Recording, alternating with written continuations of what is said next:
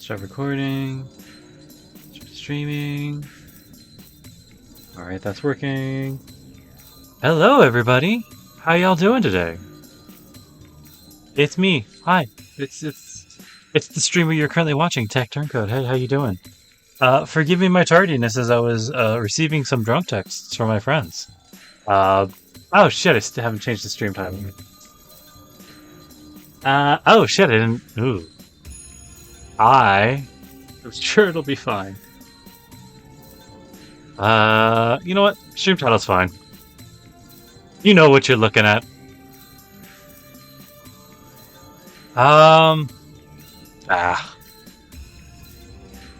You know, I had thought that I had been done with this since tomorrow, or yesterday. Because I got the whole stream layout and I read all my stuff and did everything all cool and like yesterday. I guess I just forgot to fucking read this next chapter, speed through this next chapter and name the title. Oh well. Not really super important. But we do have another update from the uncensored front. Hold on. Hold on a minute while I pull up the whole video file.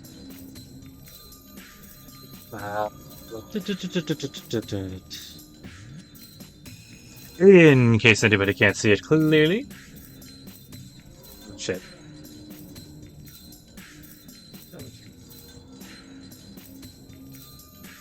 Damn it. What a great start. Oh, hey. Something to tide me over while I'm looking for this other thing. If you're watching the VODs, sorry that the last episode's YouTube VOD is very much clearly the Twitch VOD that I took like an hour and some change to record. Because I have no excuse other than as I stream, I also record for posterity and uploading when I have when I don't have the thing. When I'm not currently streaming to YouTube, who does it all take care of anyway? So I have been like raw unplugging my external hard drive for a long time with no issues previously. But now all of a sudden it just didn't record the last two streams that I did, which was the Slay the Princess stream and then the Stay Night stream before that. And I couldn't get the Stay Night stream before that anywhere, so that's what we had to do. I couldn't exactly recover the video file of a thing that apparently didn't record, so but you got through it, you're here. And I have the thing. So, recap from the uncensored version. This is the uncensored version of last week's. But it was really only one scene. Everything was mostly the same, and I thought I was gonna be able to skip this next one, but I then remember Shinji comes in towards the end of that day, and let me tell you, it came in swinging, literally. He didn't say like more than 5 words to Sakura before he fucking knocked her lights out. Just closed hand, fist, punch her across the face.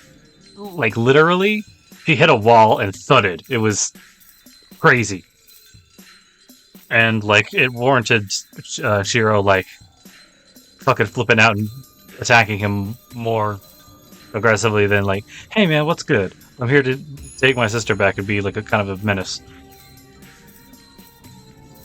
But yeah, let's see. He punched Sakura when she answered the door, knocking her into the wall, and then fucking that's right. Okay, so when he called for her back, he made insinuations that Shirou was, quote unquote, using her.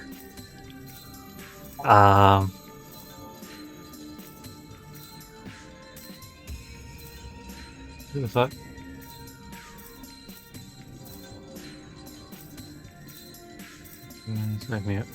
And by using, I mean Um,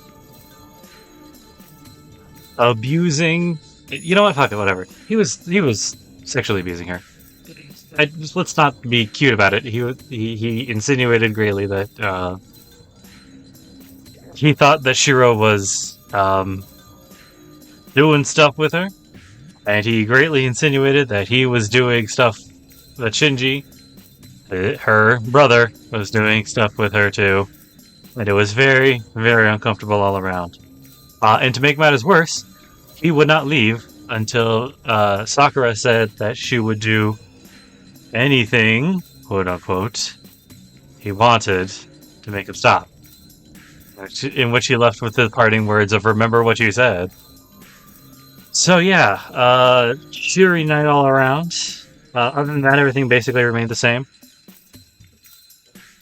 But yeah, just more of Shinji being fucking me to say that.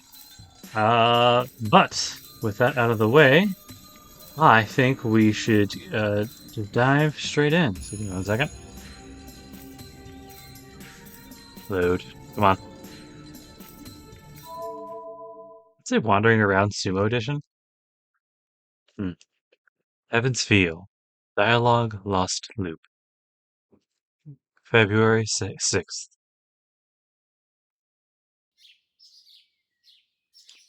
When I wake up, my body has fully recovered. My temperature is normal, and my limbs don't feel heavy at all. It's before 6 o'clock. I wonder if Sakura's awake. If she is, she'll probably be preparing breakfast.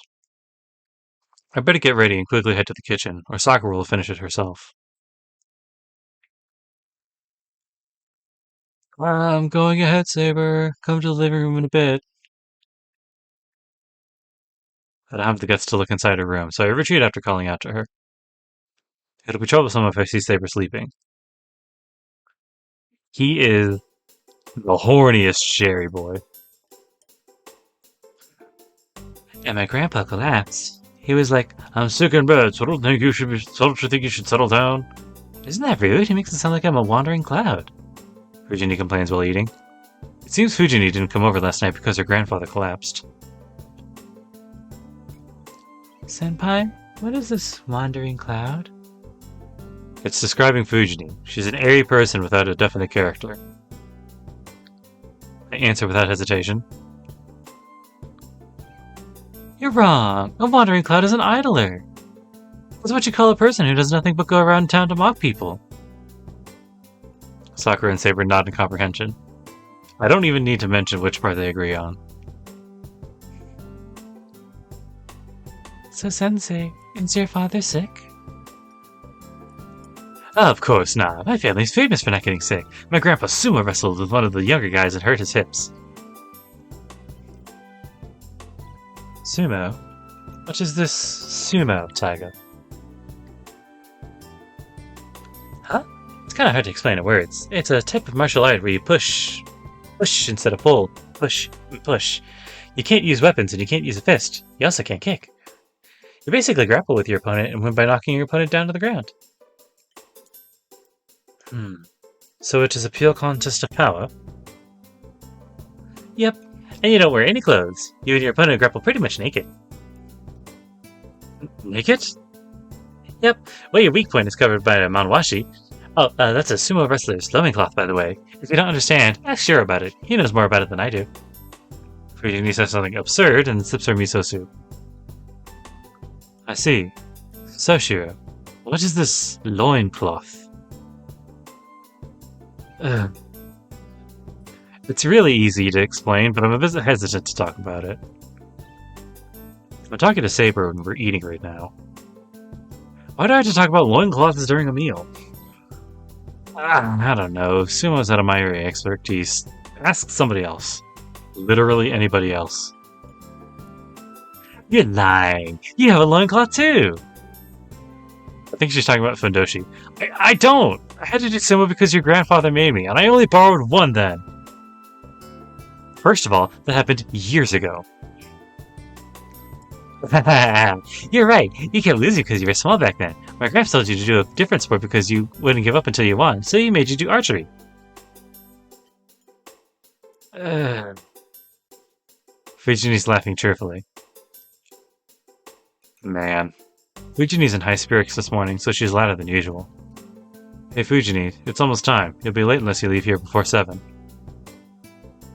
Huh? Oh, it's fine today. Morning club activities are cancelled starting today.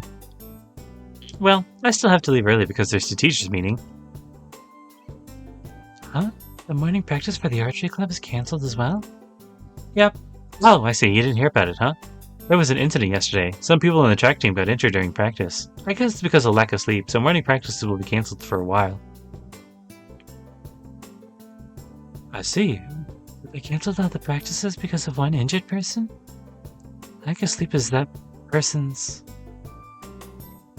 Oh wait, I see, but they canceled all practices because of one injured person? Lack of sleep is that person's. It's their own fault. Unless... Fujini, how many people were injured? It's between 10 and 20 students. Jesus. That many? What about the people in the archery club? Well, nobody in our club got hurt, but a few people looked tired yesterday. And it's been dangerous recently, right? So we can't just ignore the mental strain it might be causing, so I guess the school's trying to decrease the burden. I don't know about the clubs being a mental burden, but it's true that they're physically tiring you. Fujini shrugs and holds out her bowl. Can I have another bowl, Sakura-chan? I just want half full. Of course. You're not eating a lot this morning, Sensei. Yeah, my stomach's hurting because I know there's a lot of work waiting for me at school, so I don't have an appetite. Fujini pretends to cry. Seems the tiger at my house wants to believe that 2.5 bowls of rice aren't a normal serving. You're full of energy in contrast, Sakura-chan. You're on your second full bowl. I'm still growing. I get hungry quickly, so I have to push myself and eat extra. Sakura puffs up with pride. Well, I don't know about that being part of the growing thing, but maybe all the gluttons around here are influencing her. I see. Sakura does not have sufficient strength as an Anja. It is good to take in extra energy. Saber nods as she keeps eating. Is it just me, or is she missing the original topic? It's past 7 o'clock. Fujini left for school and we're cleaning now. Sakura has time as well, so we relax to do the dishes. With the two of us, it doesn't really take long. I was keeping an eye on Sakura because of her health, but she seems really okay now. Looks like her fever's gone and she's full of energy. Senpai? I have something to tell you, so could you spare me some time? Then? Sakura stammers a question, looking as nervous as if she were breaking into somebody's house. Which, once upon a time she made it kinda did. Shit. Sure, we still got some time. Okay, well, I made, lunch for you. She looks down as she hands me a lunchbox. It's not my usual... Oops, shit. It's not my usual lunch... No, it's not my usual lunchbox, and it seems Sakura's prepared it for me. It has a cute shape, and it's wrapped in vivid colors. The taste is guaranteed if Sakura made it, and I appreciate the fact that someone made lunch for me. Thanks. Wait, did you wake up early to make me a bento? Sakura was done with cooking breakfast when I came into the living room this morning. I admired how early she got up, but it seems she actually woke up earlier than I thought. Well, yes, I woke up early, and I didn't have anything to do, so I thought I'd make lunch, and I want to ask you about something. Why are you formal? You need to consult me about something important? No, it's nothing big. It's not, but... oh yes, Senpai. Why don't you make lunch? You don't make lunch that often. You like cooking, so I'm wondering why. Sakura, it's not like I like to cook. I don't know about a guy's hobby being cooking, so I wish he'd keep it as something I can do. Oh, wait, we're talking about why I don't make my lunch. Well, I know it's cheaper to make my own lunch, but the guys in my class crowd around if I do make it. Half my lunch is taken away before I know it. Sakura nods in satisfaction. To be accurate, if the girls that make... It's the girls that take most of my lunch, but I don't say it because it's kind of pathetic in its own way. I guess. Yeah. Yeah, so I only make lunch when I can use the student council room. Then I eat alone with Issei.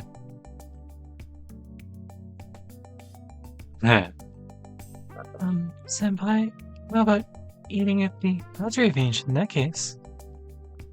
It's open during lunchtime. I can make you some tea and it's quiet there. Oh, that's a good idea. The archery range isn't locked and the club members rarely go there during lunchtime. Mitsuzuri might be there, but she's not so cruel as to eat someone else's lunch. Yeah, you're right. That's a pretty good idea, actually. Yeah, it is a good idea.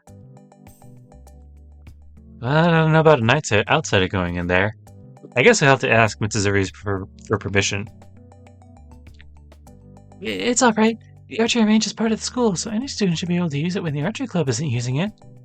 Sakura presses her point. I guess you're right. It should probably be fine if I'm not causing anybody trouble. I nod to myself. Then, I don't know why, but Sakura is making like a victory pose with a big smile. Maybe some of Fuji needs energy transferred to her.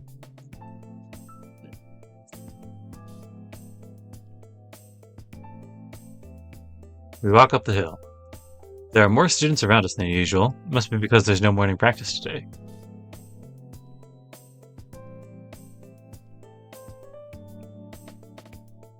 We still have some time. It's been a while since we've had a morning where you could take it easy. Sakura is walking happily beside me. Oh, that was probably her. I don't know, whatever. I don't know why, but she's in a really good mood. This is normal for me, but I guess it's been a while since I went to school with you. Yes, the archery club practices every morning. But participation isn't required, right? Most people only go once every 2 days, so I think you should skip once in a while. What? Would you walk to school with me if I skip practice? Yeah, sure. We're going to the same place, so we'll just be walking together either way. Oh, then... Look at Sakura getting bolder by the second. No, I can't do that. Oh. No, I can't do that. I'm not that good, so I can't afford to skip a day of practice. Ow. Take it back.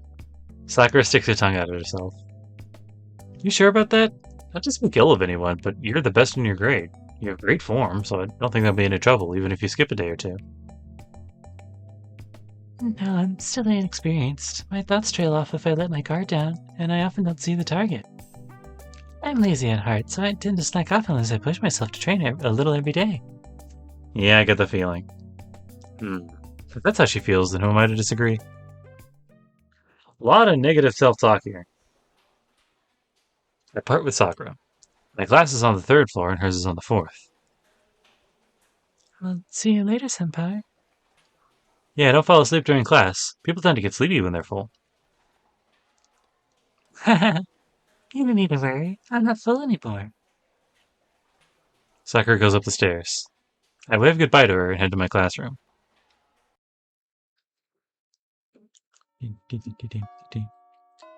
Lunchtime, baby. Shinji's absent, and so is Issei. Seems Issei's being treated at the hospital after the incident at the Ryudo Temple. Now that I look around, I see that there are more people absent. But the number of absentees shouldn't get any higher, at least. The server that was sucking the life force out of people in this town has been eliminated. There should be no more unexplained comas. Yeah, the people cast heart will get well and come back soon. I pull myself together. There are 4 masters remaining. 2 if you don't count Tosaka and Ilya. I can't let my guard down until I know what kind of people they are. Oh! We speak out in unison. I bump into Tosaka the instant I go into the hallway. Hey, what do you mean? Oh, It's not a weird thing to say. Why do you have a guilty conscience? Hey, same goes for you. You were surprised too. And what was up with that phone call last night? You were being selfish telling me not to come, and to also come. Well, yesterday was an exception. You skipped school the day after the Master of Yudo Temple disappeared. Of course I thought something happened to you. I told you about the Ryudo Temple, so it'd trouble me if something happened to you. I'm surprised. Did Tosaka feel responsible because she told me about it? I see. Thanks, Tosaka. You are worried about me, right? But that's not true. I just wanted to know the details of what happened, since I gave you the information. What? But I told you over the phone yesterday, right? Both Caster and her master are gone. There's nothing at the Ryudo Temple anymore. Huh? Tosaka looks serious all of a sudden. What's wrong, Tosaka? Did I say something weird? Yeah, you did. It's not that I don't trust you, but let me confirm. You're absolutely certain that you defeated Caster? Huh. Even I could tell that. Saber completely eliminated Caster. Caster's master is... He was already dead when I got there. Alright. There's something I want to talk to you about regarding that. Can you come to the rooftop? We're already talking in the hallway, but okay. What? Caster hasn't disappeared? Correct. You defeated Caster 2 days ago, right? But the coma incidents happened again yesterday. People who had their magical energy sucked out yesterday are in a worse coma than before. No, wait, we definitely... I know, you wouldn't lie, and I don't think you made a misunderstanding. But Archer and I saw a shadow that looked like Caster when we went to the scene of the crime yesterday. I see. Is Caster still alive and collecting magical energy from all over town? I'm not certain, but it seems so. But I can tell that the atmosphere at Ryudo Temple has changed. You could defeat a Caster, but she still exists. That's all I'm sure of right now. This explains why she feels different from yesterday. Tosaka's probably getting doubts about this war. A servant disappears if its master is defeated. A servant cannot avoid death in this world if it's completely defeated. But Caster still exists in spite of taking both of these penalties. She is a violation that completely overthrows the fundamentals of the Holy Grail War. I see. So what do you think? Huh? Me? Yeah, you think it's strange, right? I don't think you'll forfeit from the Holy Grail War, but don't you want to clear up this thing about Caster before we start fighting for the Grail? You want to put off fighting other masters until after that, right? You're right. This Holy Grail war is suspicious. It seems different from the one I heard about from my dad, and there's something different going on where I can't see it. Different, huh? I don't have the liberty to think about such a thing because the Grail War itself is beyond me. But if a legitimate master like Tosaka feels that way, it must be true. Then Tosaka... Yes, I won't follow the rules of the Holy Grail War until I'm convinced. It can't be helped if I'm being used, but I don't like not knowing the harm I may be imposing on others. You don't like such a thing, right? So, I'm not going to be fighting other masters until this is cleared up. She declares her stance. Tosaka's eyes show determination, and it seems to be asking for my stance. I see. Can I take this as a truce offer? If you would accept it. If you won't fight me until this case is settled, I won't hurt you either. Tosaka asks me silently with her eyes. She doesn't even need to ask. That's my line. I won't fight you as long as you don't come attacking me. And if comes a time when we do fight, it'll be fair and square. Till then, I want to cooperate with Tosaka. Then it's decided. I expected you to agree, but I'm glad to hear it all the same. Oh? Tosaka holds out her right hand. I realize she's wanting to shake hands and... please give me your warmest regards. I try to suppress my face from turning as red as I shake her hand. Alright, my contract is set. Please give me your warmest regards too, Emiya-kun. Tosaka firmly shakes my hand. Her hand is soft and much more delicate than mine. Ouch. I'm seeing that CG again later. I'm an idiot! What the hell am I thinking at a time like this? What's wrong, Emiya-kun? You're sweating all of a sudden. It seems your heart's beating faster too. It's nothing. I have a cold. I'll get well if I eat. I better get eaten. Let's get at that lunch. I quickly let go of Tosaka's hand. Then Tosaka's expression turns wicked. Oh, I suspected it when we last met, but it looks like my hunch was correct. You seem like you had some experience, but you actually don't, huh?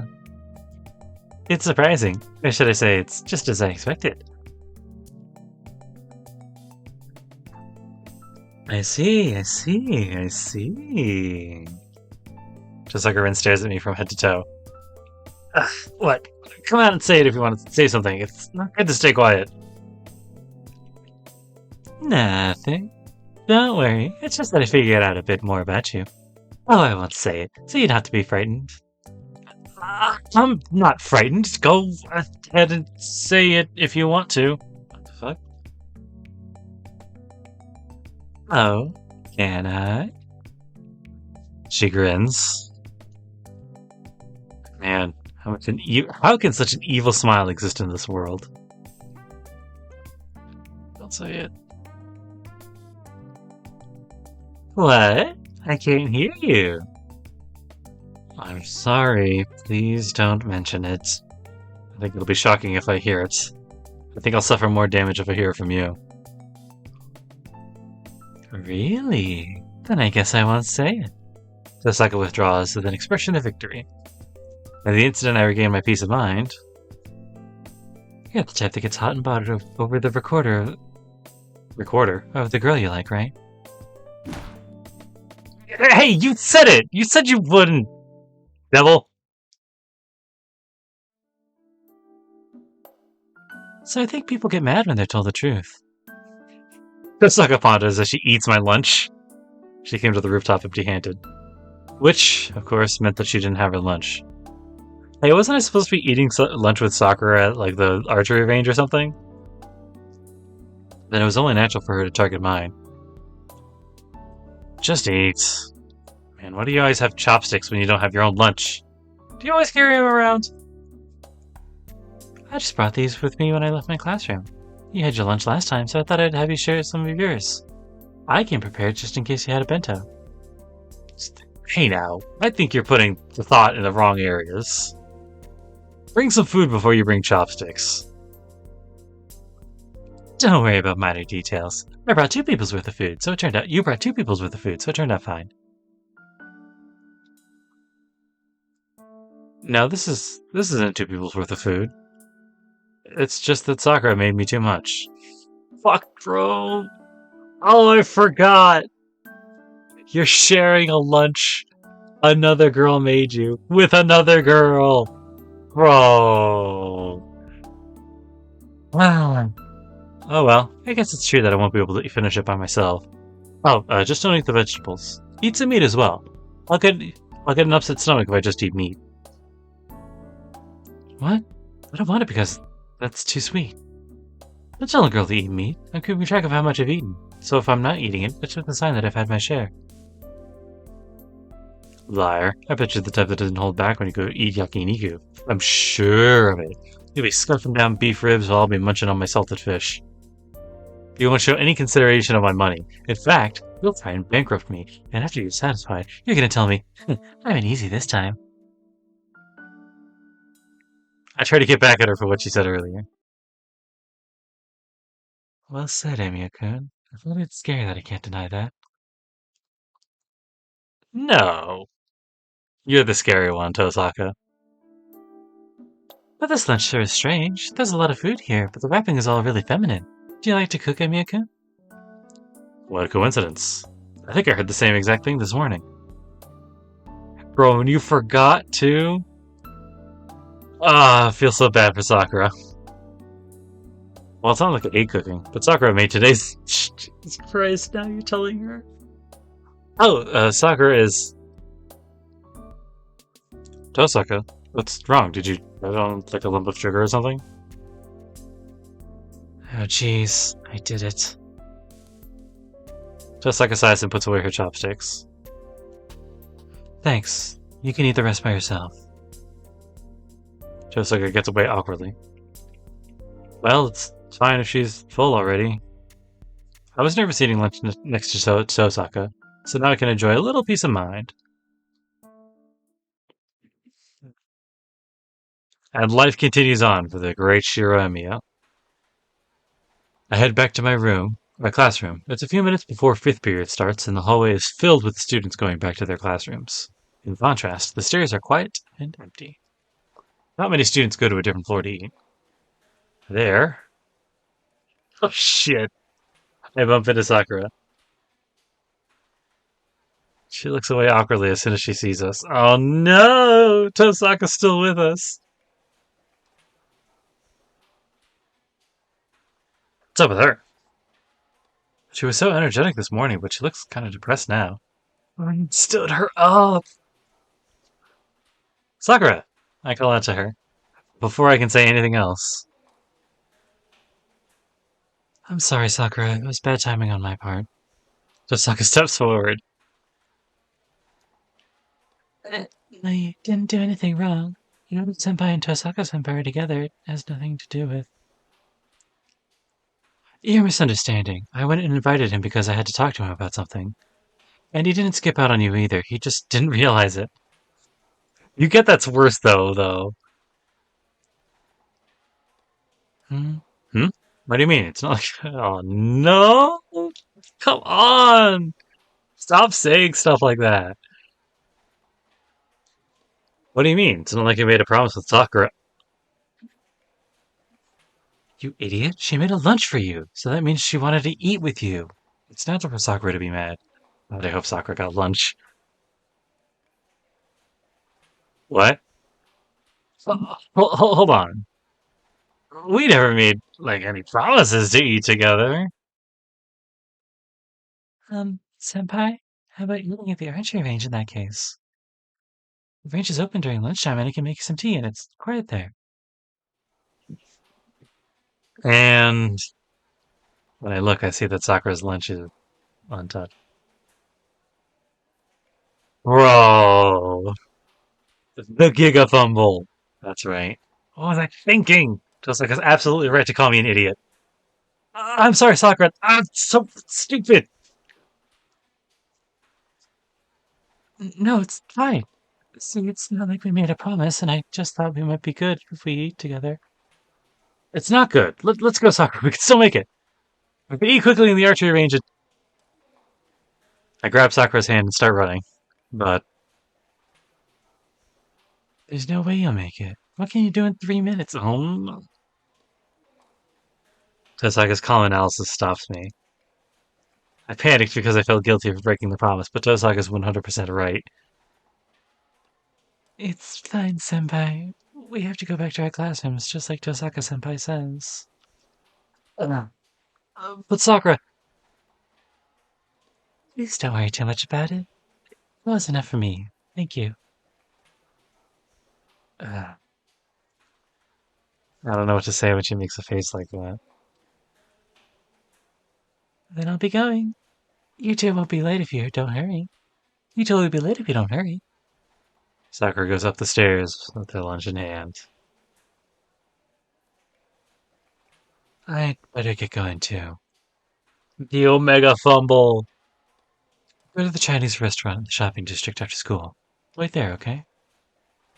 Then, Hisaka leaves a strange message before she leaves for her classroom. Oh, Shirou, why are you like this? Fifth period ends and the room empties out quickly. It's not even 2 o'clock yet. I don't feel like it, but Hisaka said, told me so. Oh, interesting. Interesting. Interesting. There's nothing I can do here, so I guess I'll go to the shopping district.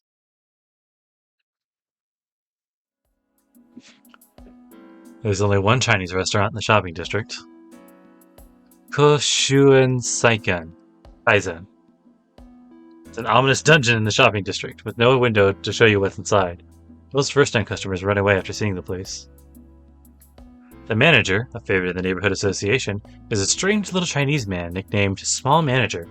Matsu-san has a tendency to fill every dish with red pepper. In other words, the food's hot. Really hot. Imagine being stabbed in the tongue and then having salt rubbed into it, and you'll be on the right track.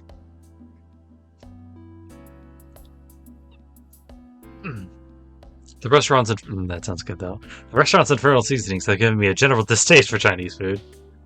It doesn't help that the manager keeps adding "aru" at the end of every sentence. And now, I'm entering this terrible dungeon willingly. The manager will bring a menu as soon as he sees me. Haru. That'll be the end of it. At the very least, I'll have to order something that uses sweet vinegar. It'll turn out horrible if I order something like twice cooked pork and mappo tofu's out of the question. That stuff is dangerous. It'll melt my tongue. I hear the judge of hell pulls out your tongue, so such awful food could easily come from there. The manager traveled abroad to train his cooking arts, so maybe he trained with the devils. We do not badmouth Benny Enma in this house, in that way, Shirou.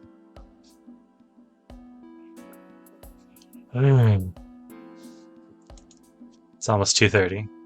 I promised to be here right after school, so I can't hesitate any longer. Alright, I'm going. I don't know why I have to get pumped to go into a restaurant, but here it's necessary.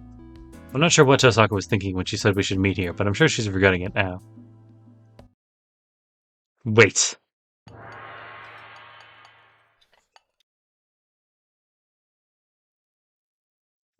You're finally here, Emiya.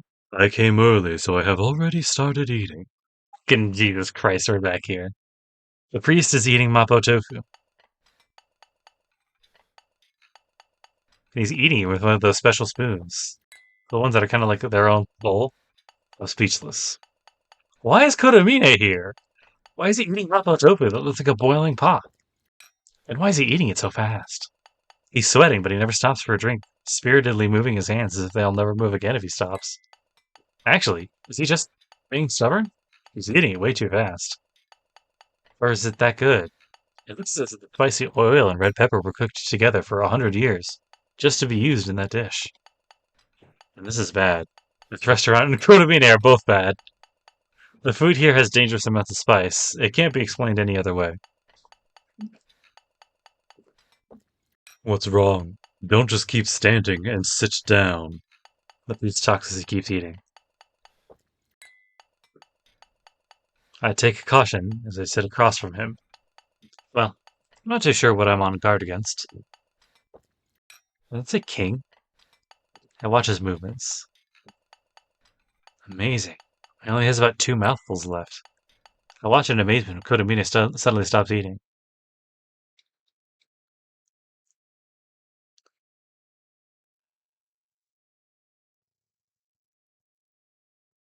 Something G. Our eyes meet. Kodomine watches me with his usual oppressive eyes and... Do you want some? I don't want any, I reply with all my might. The priest frowns for a bit and then finishes the mappo tofu. Huh? Did my reply disappoint him? The only one waiting for me is Kodomine. It seems he asked Tosaka to invite me here. So what is it you want? Isn't it unusual for you to come talk to someone? Well, I heard that you have already defeated 2 servants. They came to commend you on your achievements. He's lying. Even if it's true, he should have picked a better restaurant. I see. I'm sorry, but I think your words are good enough. I'm not fighting for your sake. There's no reason for you to praise me.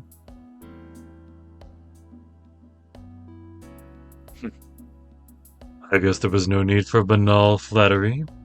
Then let me cut to the chase. You heard from Rin that Castor's still alive, correct? Yeah, Castor's still around, and she's collecting magical energy from the people in town, right?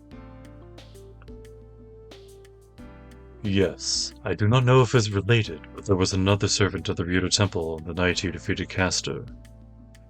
I believe it to be assassin, judging by the appearance and combat style, but I am not certain. Assassin? An assassin was also at Rito Temple? But Saber said. You do not sense him, right? Assassin is not a strong heroic spirit, but the class has the ability to conceal its presence. Covert action is their area of expertise. Even Saber should not be able to sense Assassin if he hides his presence. And that means Assassin was at the Ryoto Temple on the night we defeated Caster.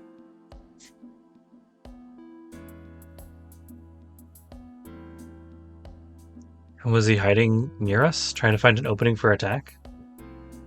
I understand, but why are you telling me all this? I thought the supervisor doesn't help any one particular master. I am merely sharing information with you. I have told you all I know. In exchange, tell me what you have experienced over the last few days. There is something strange about this Holy Grail war. Something is different from the last war. If you do not wish to tell me, I will not force you. Just take my word as warning.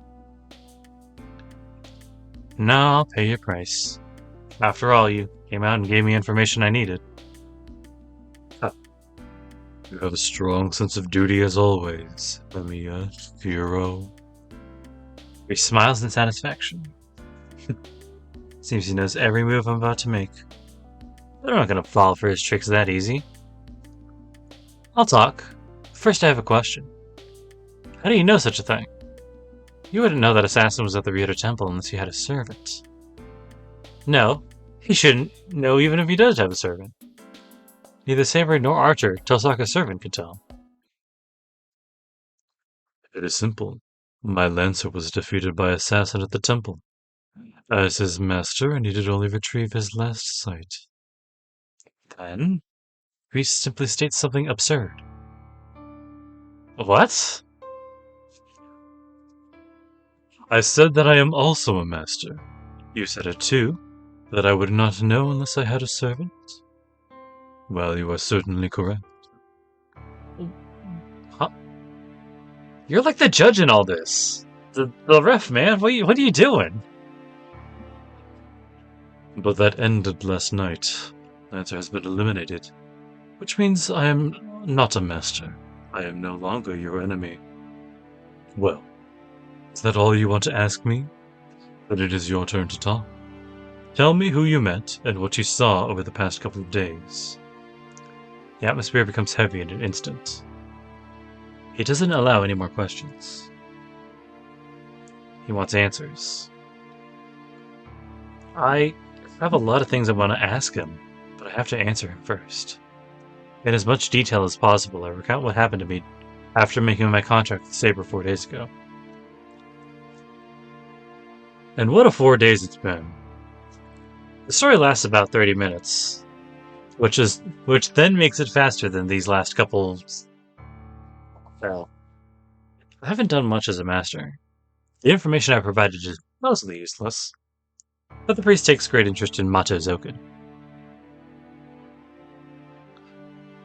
Mato Zoken. I thought he had withered away, but he's still active. I guess it's true that he's a blood-sucking monster. Huh? That old man's a blood-sucking monster? Yes, the magic of the Mato family is absorption. I hear that Mato Zoken, a mage from 6 generations back, was a prominent bug user. Using bugs? That doesn't mean his familiar is a bug, right? Or another way to use bugs is... Hold on, by bug user, do you mean like guys who use bugs as a medium for poison? Like putting in hundreds of poisonous bugs in a pot, then using the last surviving one as a curse?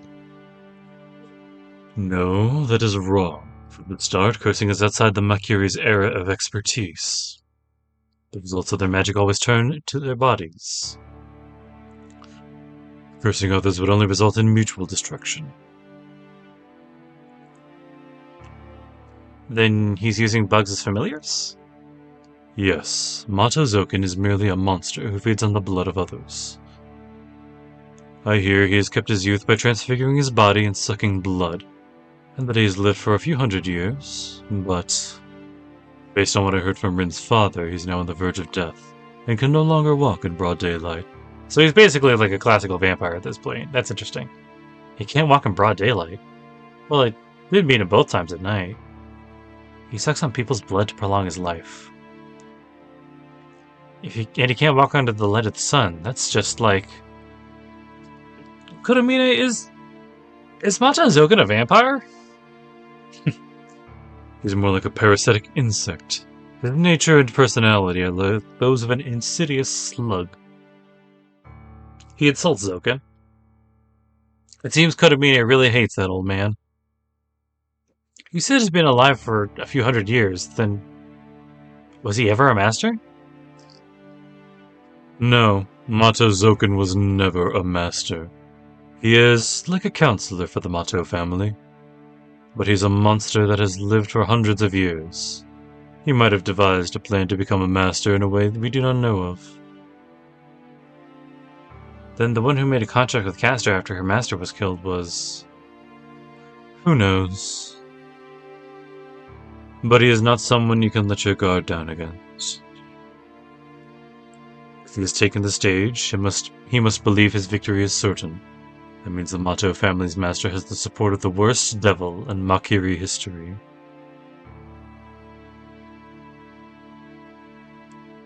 Shinji said he hasn't given up. And he has the backing of Mata Zokan.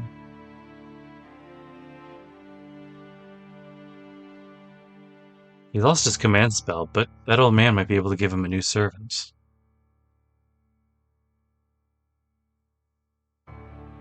You've been a great help. All these abnormalities make sense if the Makiri Elder is in action. As the war's supervisor, I shall try and suppress the damage. Kuramine nods to himself and relaxes. Supervisor, huh? You're not one to talk when you were secretly a master until yesterday. Do not put it like that. I have no wish. I obtained Lancer because I wanted to give the Holy Grail a more appropriate desire. But that is over now. It is for the remaining masters to decide.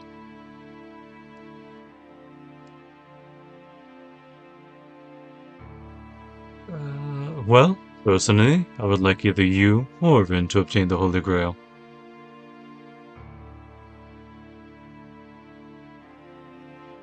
I frown. The priest is serious. He just said that he doesn't need the Holy Grail. In fact, he clearly told me that he wants either Rin or I to obtain it. But why? You became a master because you want the Holy Grail, right? Don't you have a wish you want granted?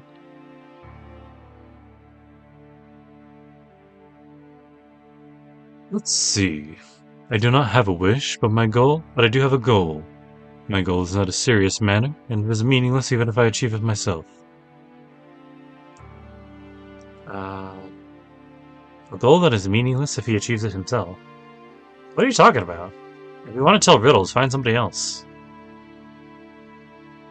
Consider it a friendly warning. We are the same, you and I. We do not have clear wishes. We cannot seek salvation. I simply thought it would be easier for you if you quickly realized it. What? I feel like he's grabbed my heart in his hands. The priest's words seep into my mind like a curse. Kuramine, I constrict my wavering eyes and glare at him. And then... Here's your mapo tofu aru. The second and third plates of mapo tofu are placed on the table. And he's back to eating. Kuramine picks up a spoon. I'm sure of it. He ordered more servings beforehand.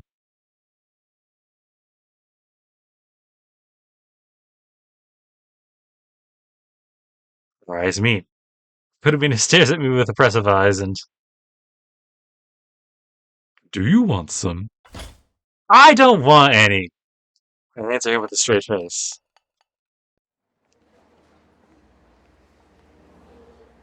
I leave, and Enseiken Taizen. That's a different name than you gave last time. It's because Kotomina had no intention of talking anymore and started eating the mapo tofu. As I leave the restaurant with heartburn, Amiya, I have withdrawn from the war, but you and Ren are still masters. Zoken is insidious, so be careful. Priest warns me as if it's someone else's problem. Which, I mean, it's not his problem. Interlude 7-1. Wind enters the damp room. From the opened door come two sets of footprints. One kicks the ground in a hurry, and the other's being let in as if pulled. I don't know who these are. I have ideas, but I'm not quite sure. So I'm just going to let it go. We're just going to use my normal voice for this then. Come in. It's all ready. A heavy sound echoes throughout the room. It's the sound of Mato Shinji, there we go. The one who came to this room in a hurry, pushing the person he brought with him. There are marks made by something wriggling around on the floor of the secret room. Mato Shinji knows what these tracks are. These are from the strange creatures that his grandfather Mato Zoken raises. Mato Shinji pushed the person he led there into the center of the room.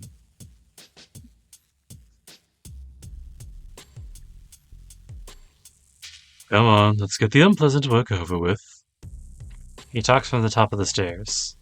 The secret room is filled with the signs of the creatures. An ordinary person would likely be overcome by terror the moment they enter this room.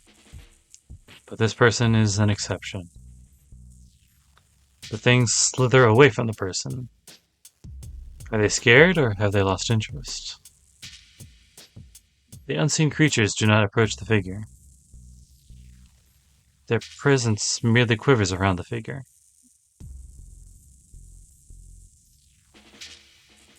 Oh, yeah.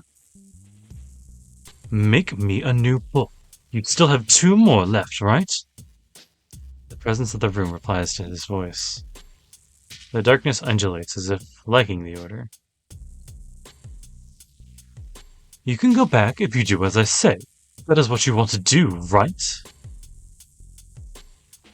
There is no reply. The only sound of this room is the annoying cry of the worms. Understand? Someone has to fight him eventually. If you keep being selfish, Macho Shinji declares that she will have to fight the person herself. The person pushed into the room trembles.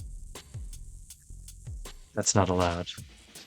The old man whom Mato Shinji calls master will not allow it. But this person knows Shinji's not the type to follow his master's orders. He's filled with hatred towards Emiya Shirou right now. His mind no longer has the tolerance to accept no for an answer. The old man forced him away from battle out of concern for his life, but the concern itself is an unforgivable insult to him.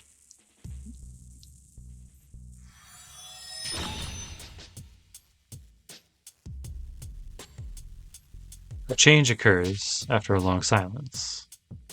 A figure appears in a flash of light. The presence of the creatures flees into the corners of the room like an ebbing tide. Even the unintelligent beasts understand how powerful the materialized woman is.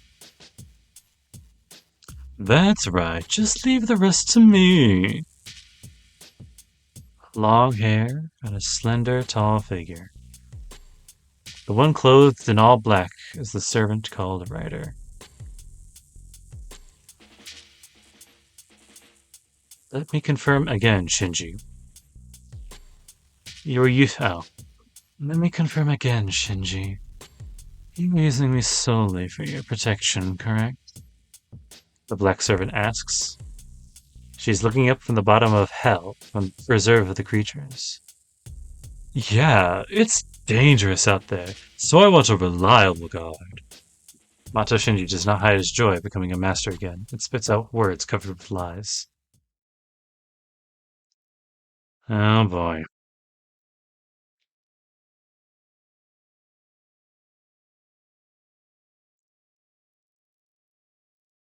It's almost 4 o'clock when I get out of the restaurant. I have no business in the shopping district, so all that's left to do is go home. Hiromine's story is not something I can ignore. Castor's still alive. People are still falling into unexplained comas. And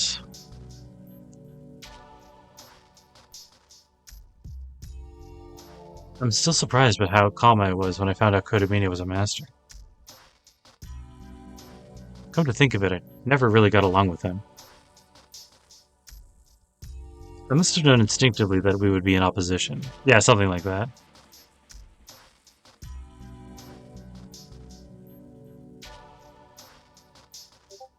Hey. In any case, Kodamine lost his servant. There are 3 masters remaining now. Assassin's Master, who seems to be at Ryoto Temple.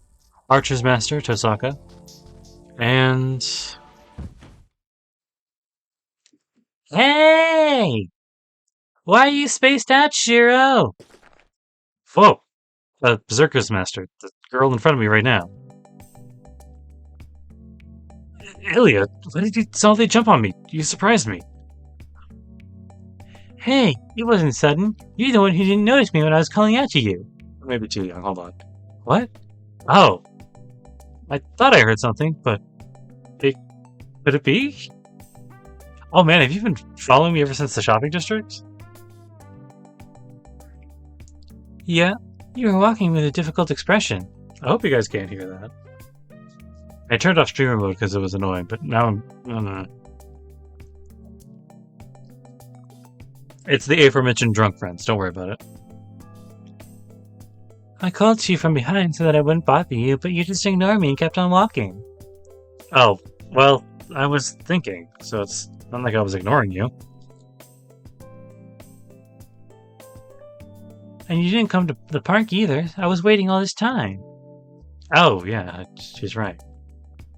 We have a tacit understanding to meet there in the afternoon. How could I have forgotten just because I was talking with Kodamine? Sorry, I forgot about it. I apologize, Ilya. Gomen. I won't forgive you that easily. I'm really mad. Ilya glares at me. What should I do? I can't blame her for getting mad. I did forget our promise and make her wait. I have to show her my sincerity, so...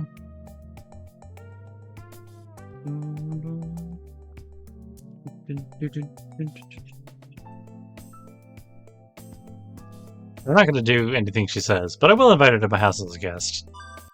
She was asking. It was brought up last time.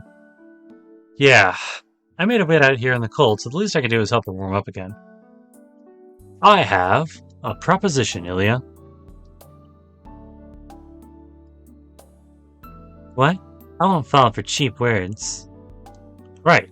That's why I'm going to apologize to you with my actions instead.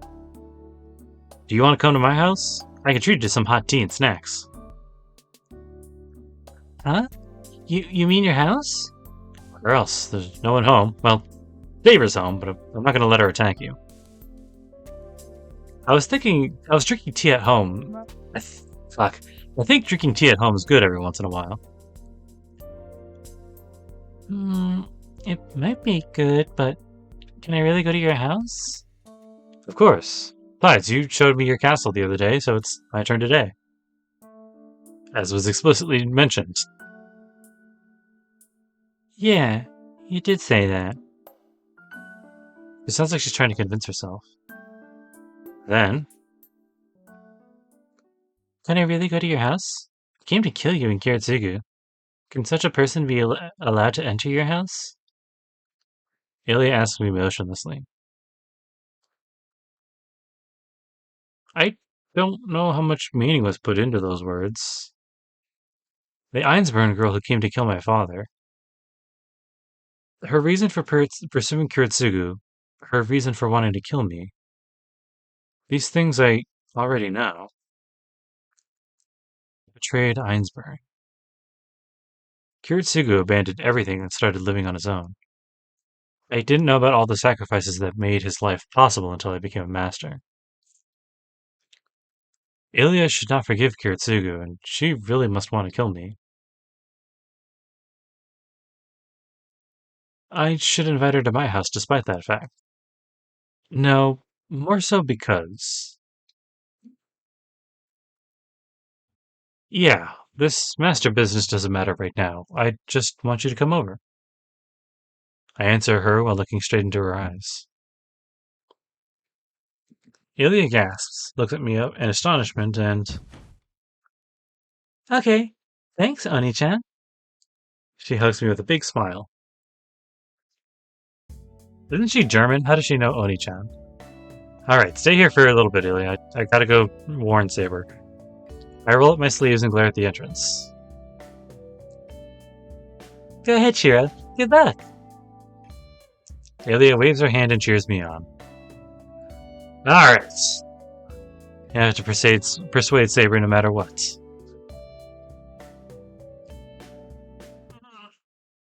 I refuse. Well, that didn't take very long.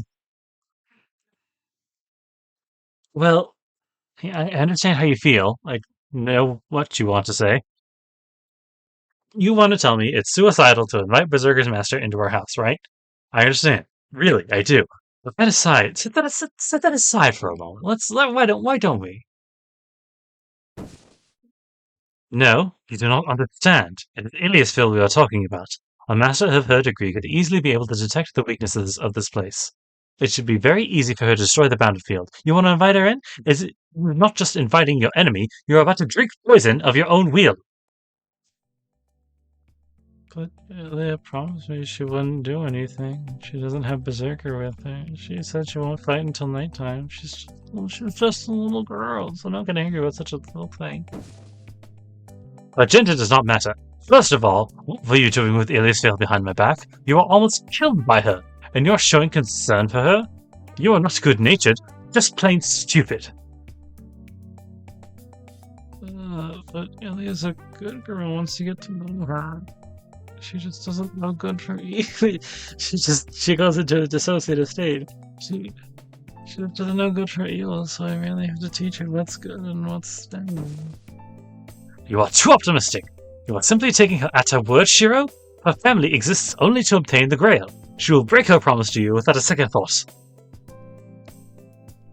That's not true. You're going too far. Saber, Ilya. I don't know what these Eidsburn people are like, but don't treat her like that. That is certainly true. You are correct, Shirou.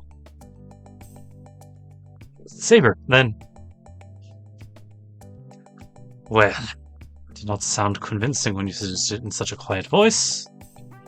Well, it's just that Saber was mad. I understand. If I continue to protest, you would likely use your command spell. I shall trust her as you have trusted her. Saber. But I will not see her. Do not think I can stay composed in front of her.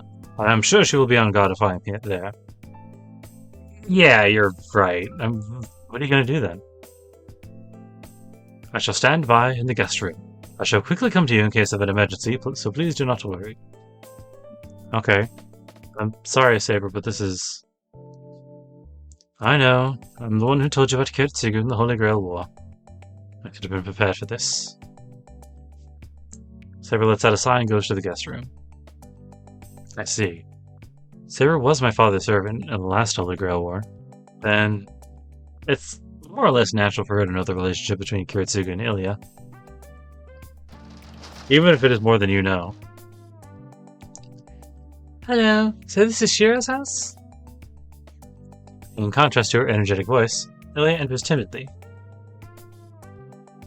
Let's have some tea first. I'll show you the living room, so follow me.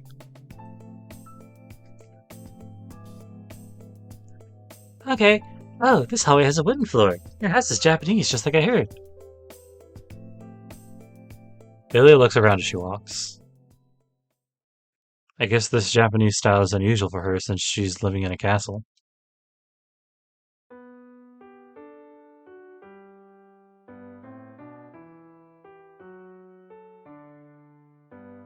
There you go. I thought about making English tea, but that's boring, and I Sure, you have better ones at your place. I made some Japanese tea. Tell me if it's too bitter, and I'll just water it down for you. I hand her the cup. I used the best tea I had, so it should taste good. The only potential problem is that it might be too bitter.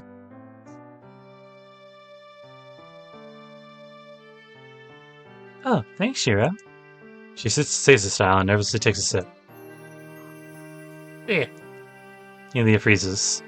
I thought so. I was trying to be considerate, but I guess milk tea would have been better. I'm sorry, it's a little bitter, right? Let me go make another one. Oh shit. I was trying to lower my sound and I accidentally skipped a over. Let me make another one, you don't have to drink it. No, that's not true. It's very delicious. I don't know where she learned the manners, but Ilya bows, and she slowly starts to sip on the tea. Well, if she wants to drink, and I'm not going to stop her. The Japanese snack, on the other hand, seems to be well received, so I'll sit here and keep her company.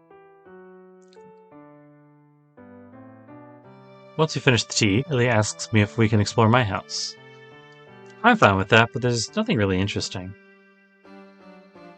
I just want to check it out. I knew this place had low magical value when I came here, so all you had to do was show me around. That's the reply. So I ended up giving her a tour of my home, but... That place is smaller than I thought. One side of the corridor is glass. That'll be troublesome when you get attacked here. Oh shit. This is Shirou's room? No way a person can't live here. It's sparse as hell, isn't it, right? It's a little depressing. This is your yard? Japanese mages must have it rough. You can't grow anything in such a small garden. I know this. This is called the dojo, right? My grandfather told me you people are savages that slash at each other barefooted. What's your gramps like, Ilya? No, I don't want to see the inside of your storage room. You have servants to take care of that. Okay. She complains a lot, but it seems she's having fun. What's next? You haven't gone over there. Let's go, Shirou. She urges me. Fine. Let's go to the back. It's dirty because we haven't used it in a few years, but don't worry about it. Ilya runs across the hallway with joy. But I don't know what she's so happy about, but I'm glad showing her around if it's fun for her. I'm glad I'm showing her around if it's fun for her. There we go. But Ilya must be getting tired as she loses her spirit halfway through the tour. Ilya silently looks around the rooms. Once we've seen everything, we return to the living room. That's all. Well, there's also the outbuilding, but you'll have to excuse me for not showing it to you. Saber's sleeping there right now. Ilya looks downcast. I see. So this is all? Ilya, what's wrong? You tired? Yeah, I'm a bit tired. There's nobody here after all. She looks like a normal girl of her age. Ilya's acting like Ilya, and not a strong master. I came to take revenge, but it's sad that the person to take revenge on isn't here anymore. She murmurs to herself, tears silently trickling down her face. Huh? It's strange. I think I'm crying. There was nothing sad or scary. Ilya tilts her head in wonder, as if it's a really odd thing. There's probably a reason for it. There's no one in this house. Target she had a grudge against. She only wanted to kill him, but the chance has been forever lost. Ilya's Phil von Einsburn. She has a reason to kill me and Kiritsugu. It's because... Let's go, Shirou. The sun's going to set soon. We'll have to fight unless I leave this place before nightfall. Ilya's smiling. What can I say back to her? Yeah, you're right. Then I'll see you off at the park. Okay. You sure know how to treat a lady. She smiles innocently, her silver hair fluttering behind her. Ilya runs to the front door as if nothing has happened. And I part with her for the third time. My legs are heavy on the way home. I slowly walk through the streets as if for the first time. I have so much to think about. Foremost in my mind, finally realizing how important Ilya is. Father, Ilya is... Should I fight her as a master? Or should I convince her to forfeit? Makiri and Ainsford have deep tendencies. They have desired the Holy Grail for over 500 years and 1,000 years. That's what Katamine said. Is there a way to separate Ilya from people who have sought the Holy Grail for so long? Even before that, I have no idea how to quench her desire for revenge. Let her beat you at Mario Party. I return to my house. The sun's about to set, coloring the town in its reddish glow. Alright. I gotta pull myself together. Play Dokapon with her, that'll fucking quench the thirst for revenge. Or slap my cheeks. I have to deal with Shinji and Ilya sooner or later, but defeating Castor, the one still attacking people in this town, takes priority right now. I won't let an event like the one took place 10 years ago take place again. That's why I decided to become a master and fight alongside Saber. Every kill of his has been reversed, basically. Huh? I see Sakura's shoes. Considering the time, I bet Sakura's already back from her club. I'm home. Oh, you're asleep, Sakura? Her club practice must have been tiring, as Sakura's sleeping in the living room. She must be exhausted as she's lying on the floor rather than having her head on the table. Yeah, she was sick, but she went to her school and the club and helped around my house on top of that. You're working way too hard, Sakura. You should make sure she's alright. She was sick. I go past the living room trying not to wake her up, and I bring a blanket from my room. Here, I'll catch a cold again if you sleep without a blanket. I carefully drape the blanket over her. Then, Senpai? She must be half asleep as Sakura looks at me with empty eyes. Her gesture is different. It's not the Sakura I know who stands and smiles in the kitchen wearing an apron. The gesture is more erotic than I've ever seen her. I brought a blanket, Sakura. Nervously, I tried to explain myself. In that instant. Oh man. Sakura's arms wrap around my neck. Her breath is near me. I'm intently aware of her femininity, no matter how hard I try to ignore it. Oh, there's gonna be some shit in the uncensored later.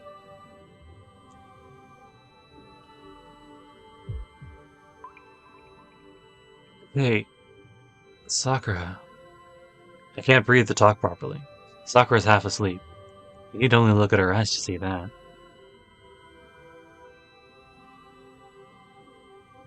Interesting. So I have to shake her off of me. I have to get her away from her, but... I can't take my eyes off her. Her hair streams down her neck. Her lips let out a seductive sigh and her breasts are pushing up her shirt. Having her mature woman's body so close is making me dizzy. Senpai... Her hands tense up a bit. Our faces near each other. I'm entranced by her lips, unable to resist. My reasoning is frozen. Everything I've prohibited, everything I shouldn't have noticed. Such boring senses are being destroyed. Sakura. My heart's pounding.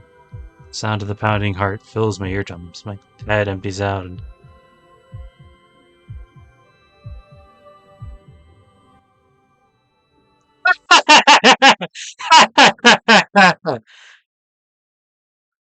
Ah, that's good.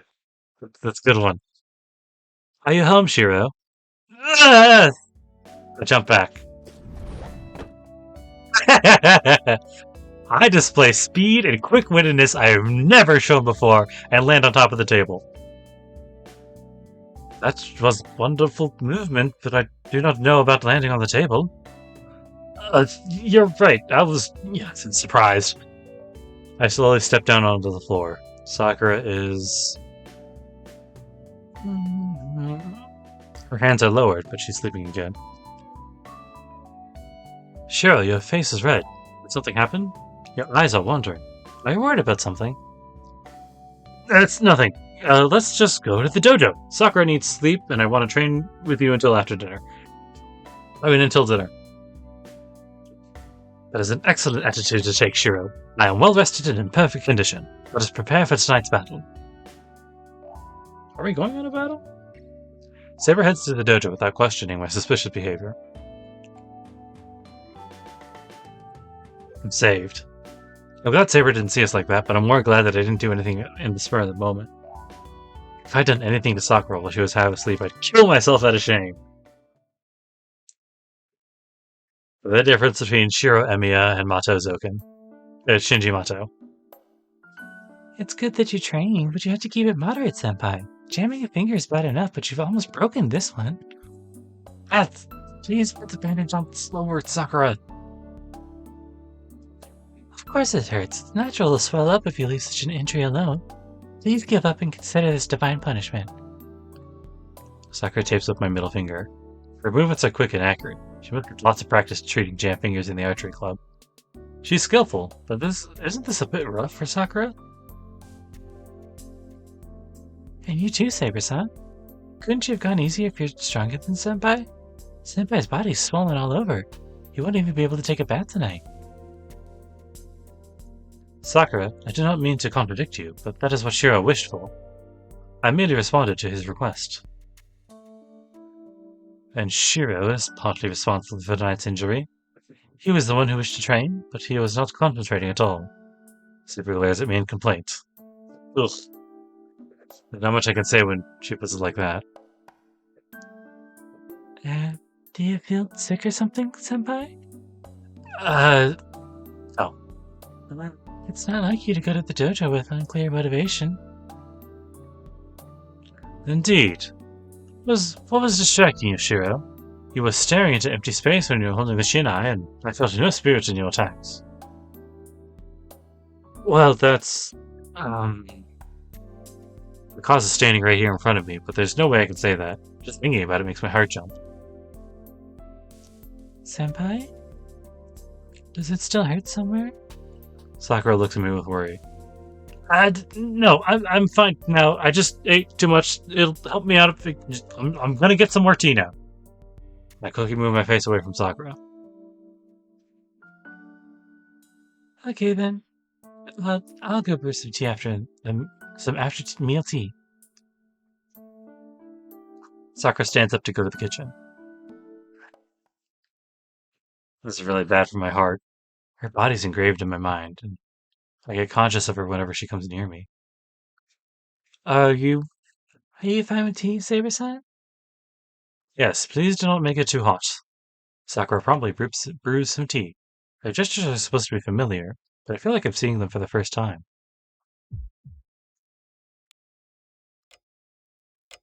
Damn, how do I keep remembering it? That's going to be spicier in the uncensored. There's something wrong with me, just like Saber said. Just looking at Sakura reminds me of how she looked earlier, and her soft lips. It's shameful. Sakura is an important underclassman and family member to me. So, why am I not conscious of her like this? Damn it. I know, I really do. Sakura is beautiful. I've been aware of it for quite a while now. But in spite of that, I've acted as her senpai. I like Sakura. Having her around became more normal for me before I knew it, and I found it to be a great comfort. But it's always been a different sort of affection. I've never wanted to embrace Sakura. I knew she was a girl, but I never viewed her as someone of the opposite sex. But now, I'm beginning to think it's not that I never viewed her as a girl, but that I was trying not to view her as a girl. Senpai? Here's some tea, Senpai. Oh, yeah, thanks, Sakura. You're welcome. Thank you for dinner too, Senpai. Sakura smiles happily. Seeing her smile makes me happy as well. It seems she really liked the pork meatloaf with egg and vegetables. That does sound good. Like a good... Never underestimate the power of a good meatloaf, y'all. That shit's fucking fire. Sakura hands the tea to the Saber as well and sits down. Saber must enjoy tea as she receives it with satisfaction. Itadakimasu. But where's Taiga? I have not seen her around for a while. Huh? Oh, she just called. She said she can't make it tonight. I didn't get the details, but she said she has to go visit the hospital or something. I see. I want to ask her some questions, but since she is more knowledgeable about your habits, well, I guess it cannot be helped. I shall wait until next time to strengthen you. Are you saying that yesterday's and today's trainings were just the beginning? Of course. The trainings up to now were to teach your body what you are able to do. From now on, we will train you to survive using your special characteristics. I see. That sounds hard. Intense would be the word to describe it. Consider your training up to today as a mere warm-up. Whoa. Are you serious? I don't know if I should be thankful or not that Fujini isn't coming tonight. Was that a sigh? For your own good. Sakura? Saber looks at Sakura. Huh? I follow her gaze. Hey. Sakura's breathing painfully. Sakura. I run to her and shake her shoulders. What's wrong, senpai? It's not what's wrong. You're pushing yourself again. No, she's not. She looks healthy, her shoulders aren't hot, and she's just looking up at me in wonder. Huh? You look like you're in pain. Oh, you're wrong. I just fell asleep. Sakura smiles in embarrassment. Don't scare me like that. I thought your cold got worse again. I'm sorry. I've been sleepy all day, and I fell asleep if I let my guard down. I see. Well, you were sleeping this afternoon, too. You can go rest up if you're tired. I'll clean up. Oh, okay, you're right. I'll accept your offer and go rest now. Sakura bows and exits the living room. She's walking steadily, so I guess she's just sort of asleep like she said.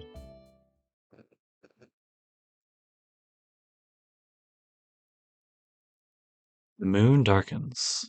The clouds, blown by the strong wind, hide the white moon.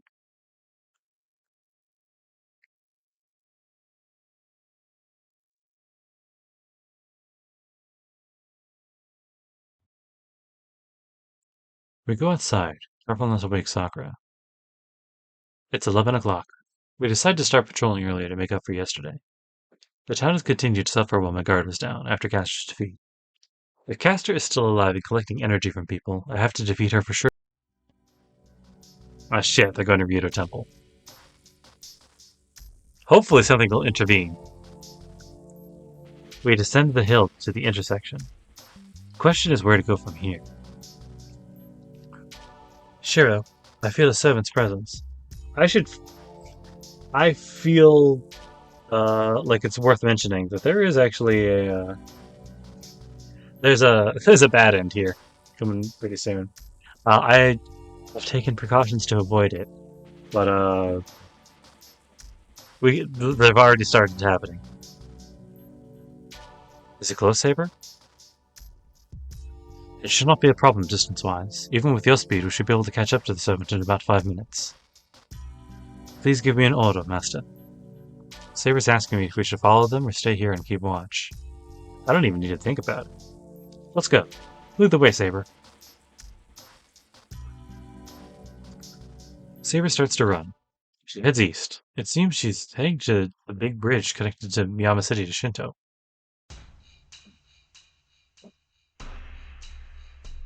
The instant I step into the park, the abnormal presence makes me feel like vomiting. The air is polluted here.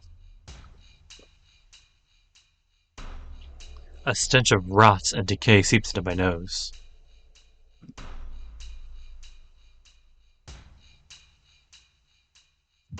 I hope I muted that at the right time and you guys didn't hear that. My gastric juice is regurgitated just by standing here. The discomfort and the dizziness almost breaks my mind. Look, Shirou. I suppress my nausea and look there. Emiya-kun? Saber. Stand Tosaka and Archer with their backs to us. New enemies? And that old man, Mata Zoken.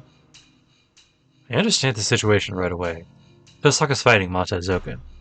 I see dozens of something so small I can't distinguish it around Tosaka. Tosaka's servant Archer has many more around him. It seems Zoken is using those things to attack them.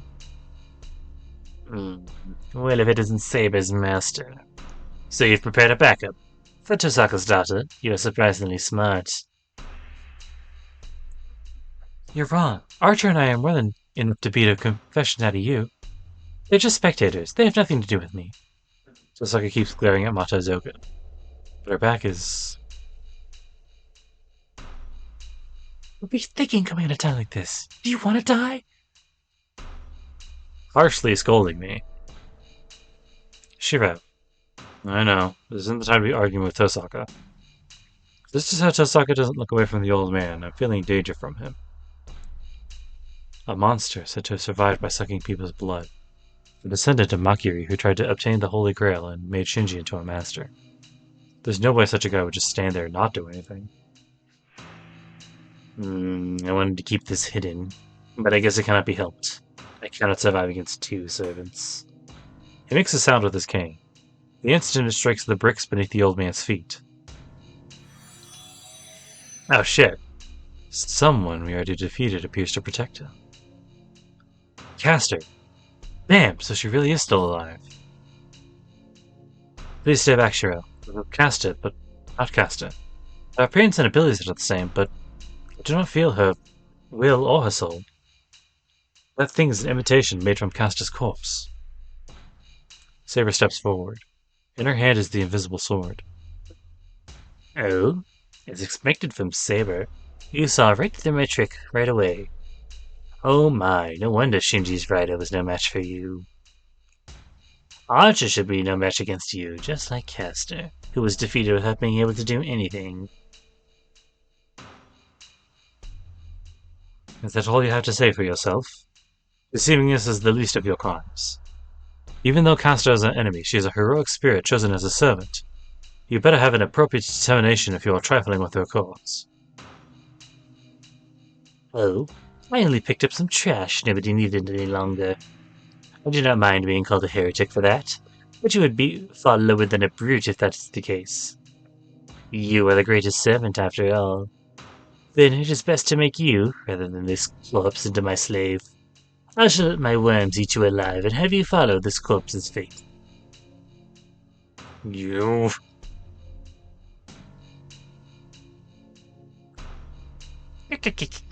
Why are you enraged? Servants are merely tools. It does not matter how they are used. It is the same whether you bind them with a command spell, or if you use them as a corpse. Then is it not for your sake to turn into a mindless puppet? The two servants charge. Saber and Archer charge at the laughing monster as they plan to the attack. Two blades slice through Caster. The match was decided from the start. Caster can't beat Saber. Even with Mata Zoken's control, that fact has not changed. Caster's magic doesn't reach Saber, and Saber finishes off an enemy she's beaten before. Caster's body begins to disintegrate. Saber stands by and watches it until the end, to ensure that it completely disappears, to ensure that her body will not be violated again. Archer! Tosaka's voice. Mata Zoken has disappeared. He sacrificed Caster in order to make his escape, but... That's why Saber took care of Caster. Archer ignored her completely. Pursued the controller and... That's it. Cut Mata Zoken's body in half. Yeah. Zoken's upper body falls to the ground. Night. A dragging sound. Even though blood and entrails are spilling from his bisected body, the old man still lives. He crawls across the ground with his arms, trying to get away from Archer. It's the end, mage. My past experiences have taught me to quickly finish off monsters like you. Archer raises his short sword above Zokin. This is the end. No matter how immortal Zokin it may be, he will die once his head is crushed. And he's already almost dead. It's not like he has self-healing powers like the servants, and his horrific wound has taken him closer to death by the second. But unwilling to take any chances, Archer kills the mage with his short sword. What? Well, he tried to kill Zokin, and stops. It's not only Archer who felt it. Everybody here does. Tosaka and Saber, Archer and I. Even Mata Zokin, hovering on the edge of death, trembles at its appearance. Darkness covers the park. The damp air freezes in an instant. My heart is beating at a higher pitch, but its rate is slower. Something bad is close by. So I have to run away. I can't concern myself with that thing. My body understands it instinctively, yet refuses to move. It's meaningless to run away. My body knows that, and I can't escape. I move my trembling body and turn my numb neck. I look towards the entrance of the park. There. Oh, nuts. Stands the shadow.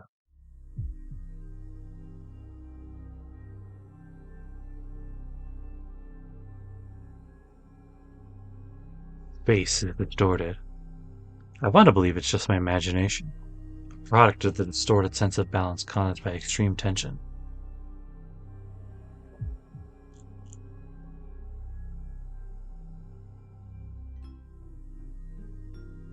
I've never seen anything like it. It's insubstantial, as the shadow suddenly stood up. Its existence is so light that it could be blown away, yet its presence dominates this place. It lacks intelligence or reason, and it's probably not even alive. The black shadow stands there, like a mirage. So...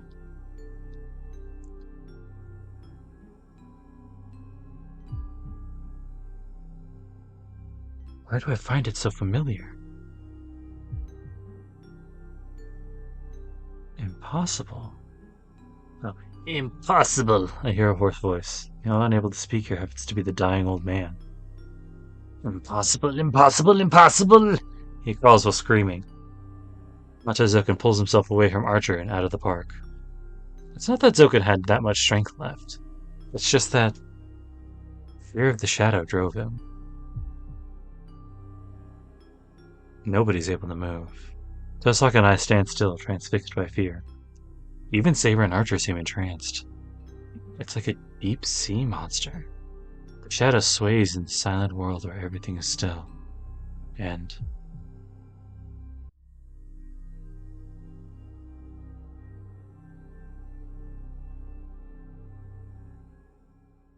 it shows something like a will for the first time.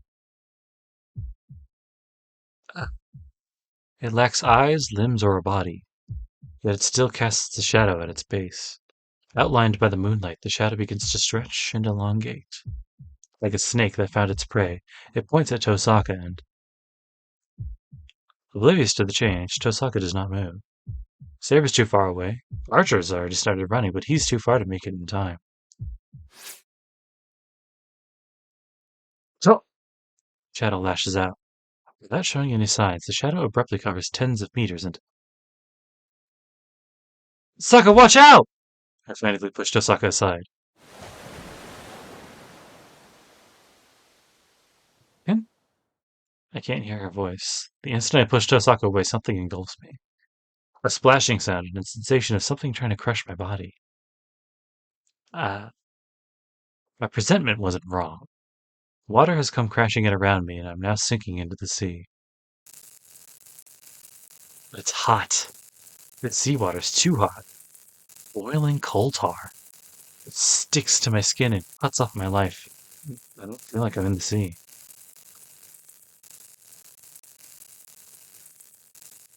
Shit. I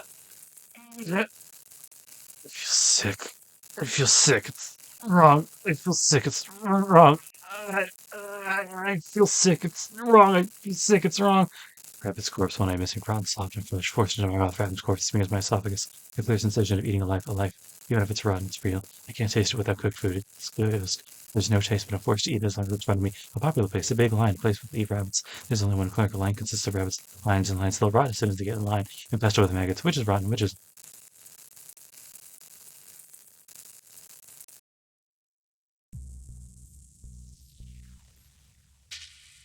Miyakun! Ah!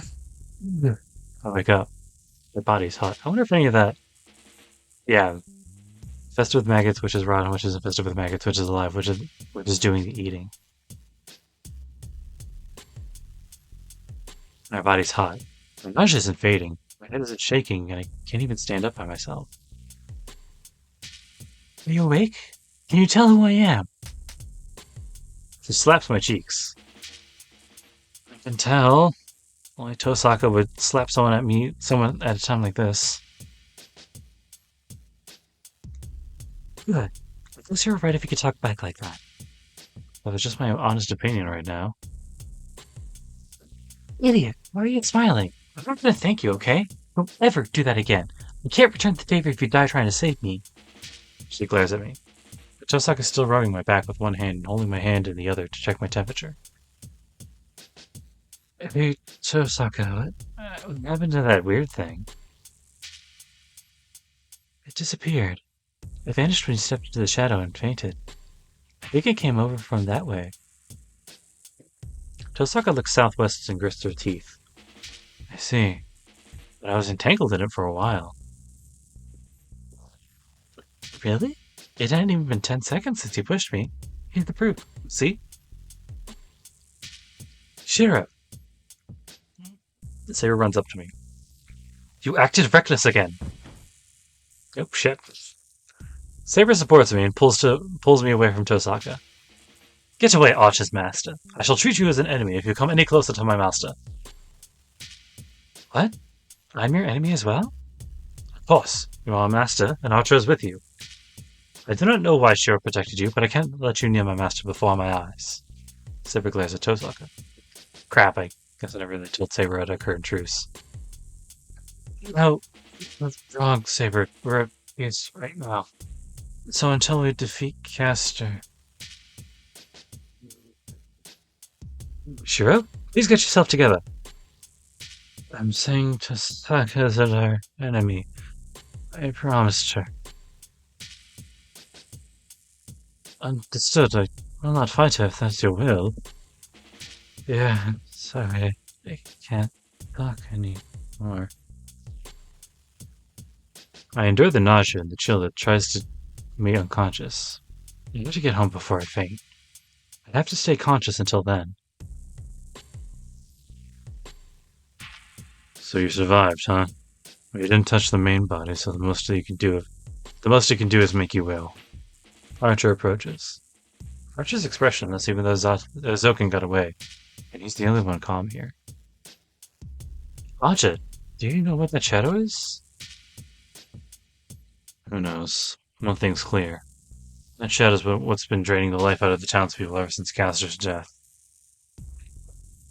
He answers as if he's not interested. Then Archer looks down at me, lying on the ground. Well, it seems there's no time to pursue personal grudges. Isn't that right, Emerald Shirou? What? As for what that shadow was, your intuition is correct. It was summoned as a servant, but I had to fight it after all. Acha, who are you? I see. You're not a guardian yet. Then you must not have fought something like that before. Man, seems like I'll be doing the same thing no matter where I go. The knight in red beckons Tosaka to go. But right before they leave... No, it's not that hopeless. It has not occurred yet. I might still be able to finish it beforehand. Or I might end up cleaning after the event. I have a chance of stopping it this time. He looks up at the sky and murmurs these words.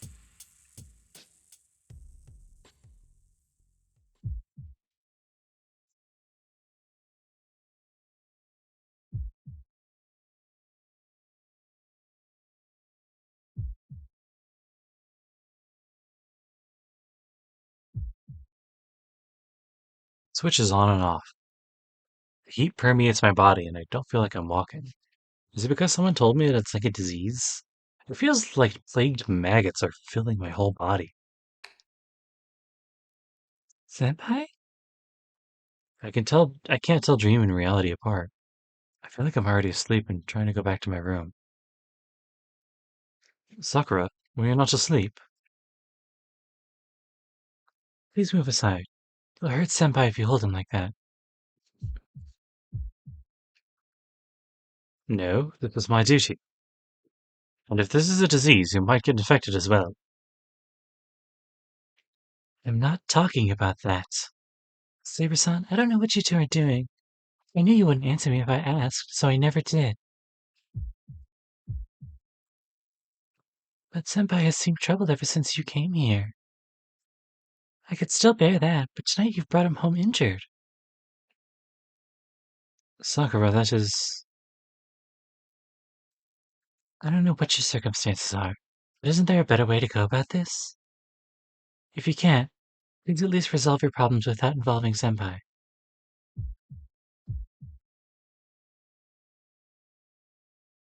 I return to my room. It feels like someone's next to me, putting me to sleep. A voice is whispering in my ear, but I can't make out the words. Did it apologize? It's my fault? Did it apologize? I'm sorry? Whatever the words were, they're the last thing I hear. My consciousness fades as soon as I lie down. The scene keeps squirming like insects until the very end.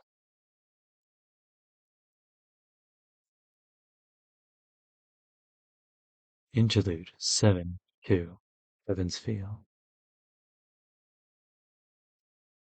See ya, don't be late tomorrow. She clears her words as she sees off her friends. There's no one around, and the rotary is still completely still. Did a friend get the last taxi, or are they just avoiding this place for some reason? The station, which used to be filled with light and people, is now just a group of lifeless buildings.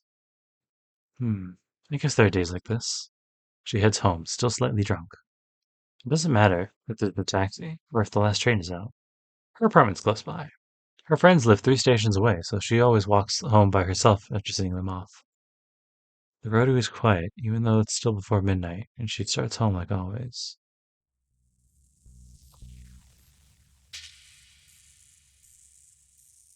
So, when did it turn into something that's not like always? The desolate town, the pitch black back alleys, the chill emanating from the dark shadows. Formless unease assails her. Hey, is someone there? She turns around. The only thing following her is the cold, silent silhouette. She walks faster. Staying here is dangerous. She doesn't believe she's overthinking. Nobody's following her. First of all, she doesn't have the sense to even realize if she's in danger. She's only human, after all. Hey, what is this? But she can't stop shivering. The unpleasant presence gets stronger. This is just like the time she woke up at night as a child. She'd wake up to go to the bathroom, but would sense someone crouching in the corner. Instead of moving, she would pretend to be asleep until morning came. This unease was how she felt then, as if the whole world had abandoned her. She's running now. She's not taking her usual road home. The road in front of her is dangerous. The roads she usually take home are all dark. Instinctively, seeking the safest way, she's running before she knows it. When did the quick trot turn into an all-out dash? She understands that it's silly to be scared of something she cannot see, but she's unable to stop herself. She runs like a dog. Her throat is dry, but strangely she isn't sweating. The town at night. A series of accidents with unknown causes. Desperately, she tells herself that it's not the work of a serial killer. There's no one around. Tonight, of all nights, this place is empty. Is that why this seems like it's happening to somebody else? The familiar town is like an imitation in a mirror that'll never find her. Huh? And she arrives at the final destination. That's strange. Why? Did she come to this place? What am I doing?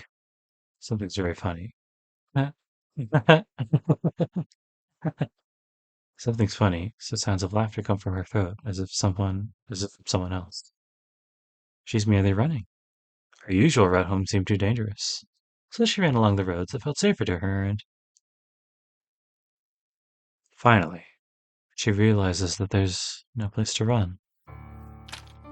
Oh, Jesus. Worms, worms, worms, worms. Some appear from between the grasses. Some fall down the tree branches. The first one drops on her right eye, and it uses the snout, larger than her eyeball, to crawl into her eye socket.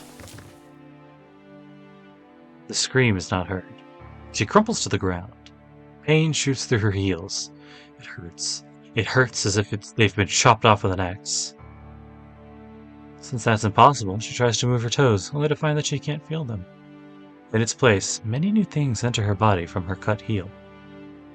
She tries to see what they are with her remaining left eye. She can't see what they are anymore. Indescribable horrors swarm over her body. It's eating. Her mind somehow does not see what they are eating. The worms dive in. When she was small, she once saw maggots swarming on a sponge. This is just like that. Although inchworms chewing through an apple might be a more apt comparison. But it's not weird. But the realistic image of the scene before her does not seem to be related. Because such things cannot be. Such things cannot be happening to her. It's almost midnight. She has to hurry home, ready to bathe, laugh off all the fatigue. That hurts. Let her hair dry. It hurts. Watch some videos. Return to her room. It hurts. She wants to return to her room. Return. Please stop. Stay up till 3 o'clock. It really hurts. Anything. Please stop. It hurts. It hurts. Wake up with an alarm clock. Go back to it hurts. Work. Go back.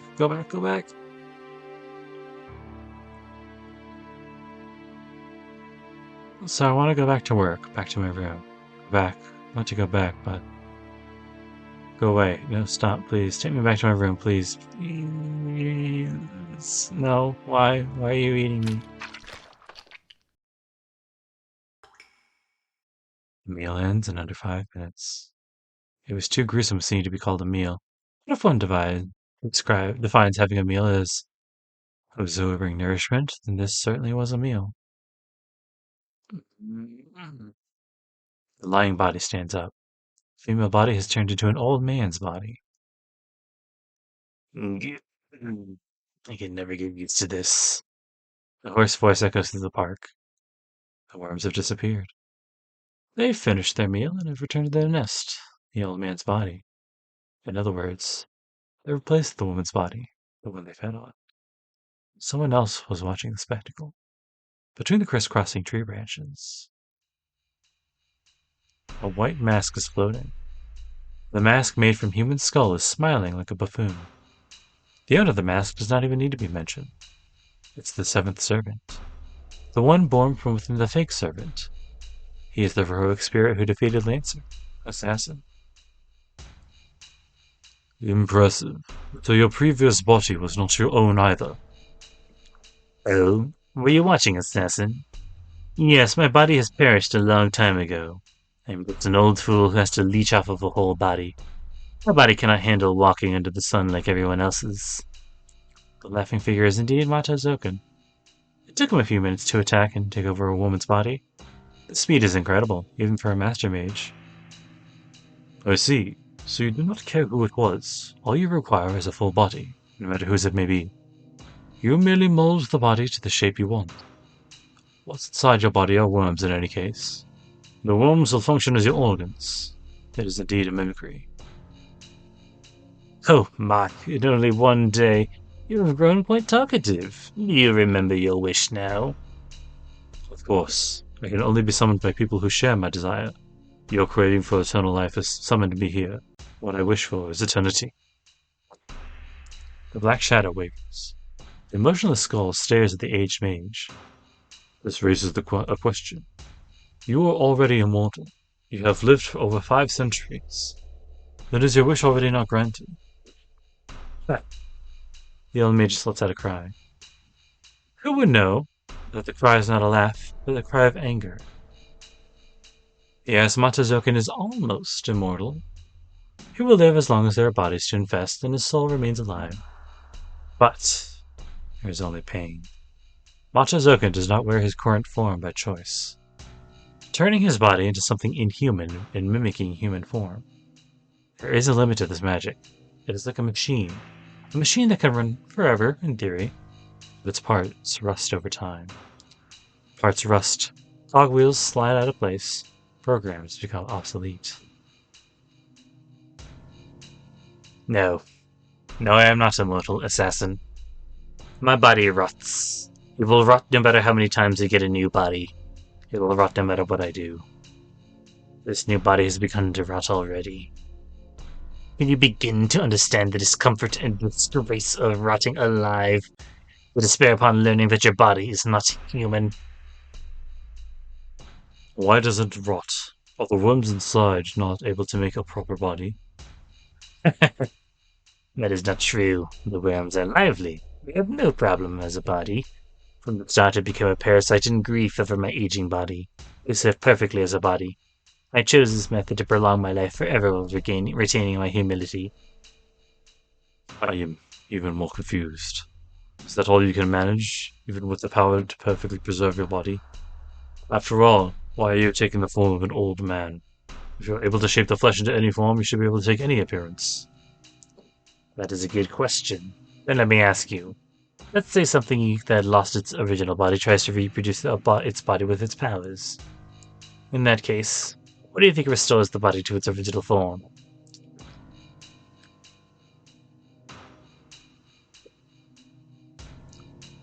The body records itself. Even after it is burned out or cut, the body is able to restore its original appearance because there is an eternal blueprint. Yes, a body's composition is recorded in its genes, but it is different in my case. I lost my body, the place where my composition was recorded. I can no longer use that blueprint to recreate my body. In that case, what do you think records my body and gives it form? It's obvious. The soul. It's not the law of the physical world, but something of the higher order.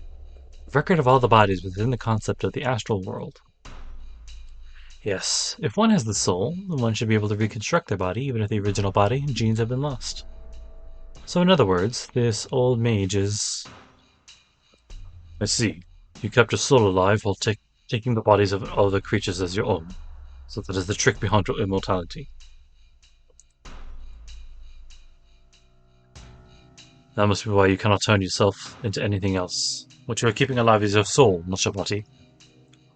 So that is why you cannot take any other form. But that of Matazoken? Of course.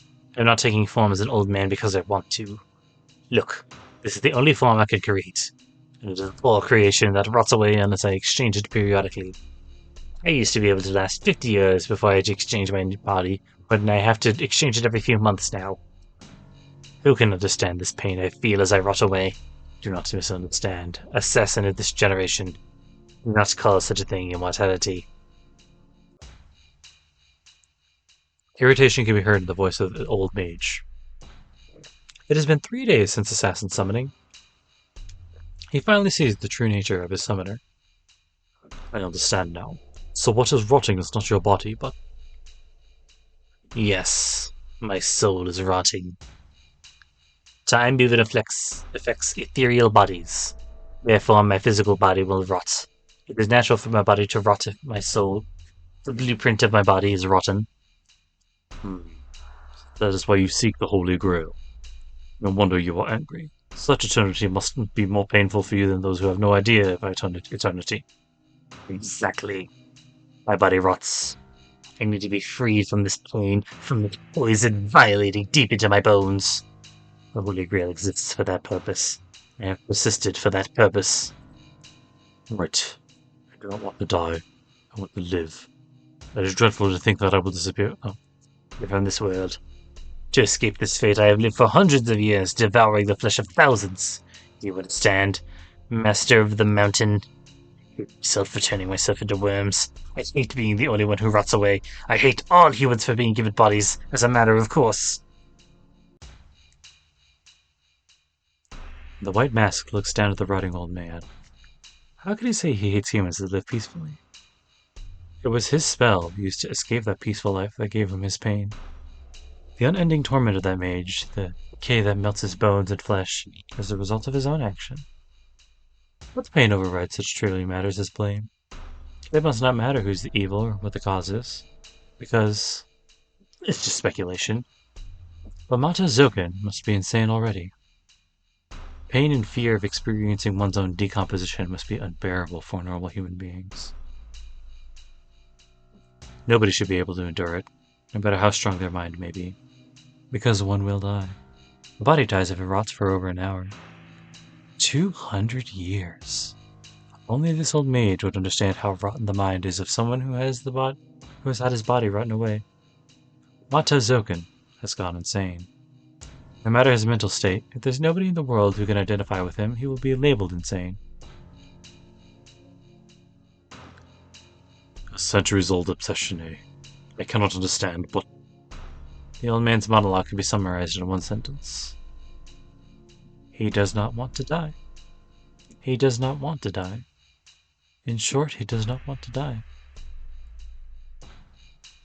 It is merely that of wish of anyone who became clear for this man.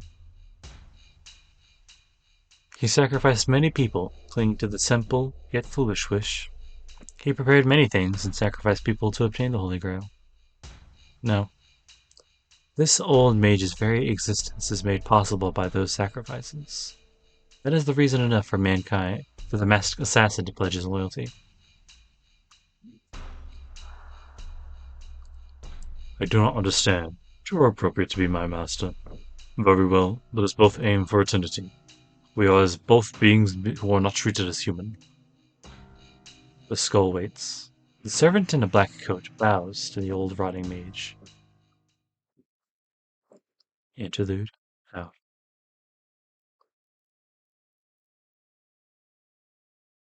Alright.